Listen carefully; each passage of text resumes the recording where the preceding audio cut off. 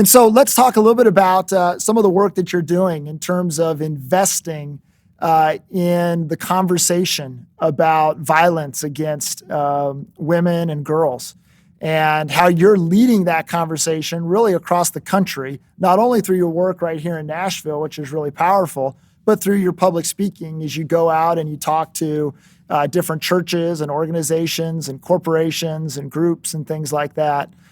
Tell us a little bit about really how, through a moment of, I don't know if you'd call it failure or not, but through difficult moments, you developed a passion for this work.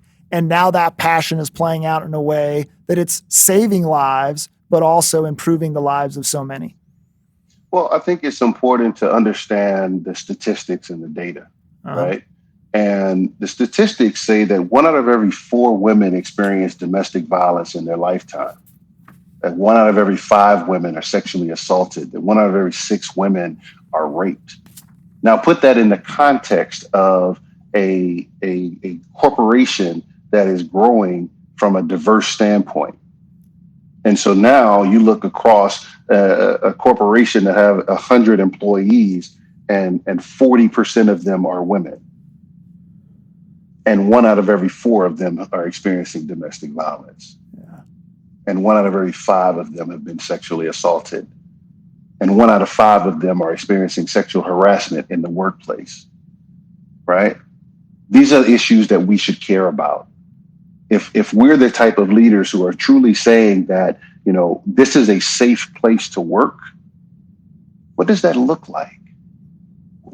How do we re-envision our culture so that that is actually realized, that this is a safe place to work, that when I come and report that I'm being sexually harassed, that it's not swept under the rug, that it's not ignored, that there's actually an investigation, right? How do I make sure that everyone's opinions are being validated, right? And that they're being welcomed so that we can truly take advantage of all of the solutions, all of the ideas, all of the innovation? How do we make sure that there's no retaliation when people report misconduct? Sure. Right? Yep. All of these things are a part of that conversation and a part of the work.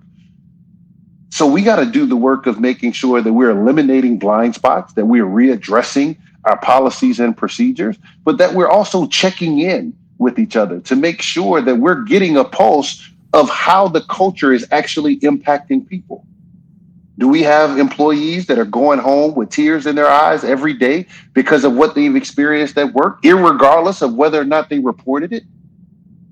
Or can we stand firmly knowing that we've presented a culture that when you come here, you're excited to go home, go to sleep, and come back the next day and bring your gifts, bring your talents, bring your energy, bring your ideas, bring your innovation here because it's valued here, right? Yeah. This is something that's so important. Yeah, organizations are starting, I think, slowly to begin to embrace the idea that when people come to work, they don't come as just producers, they come as people. And when they come as people, they bring everything with them.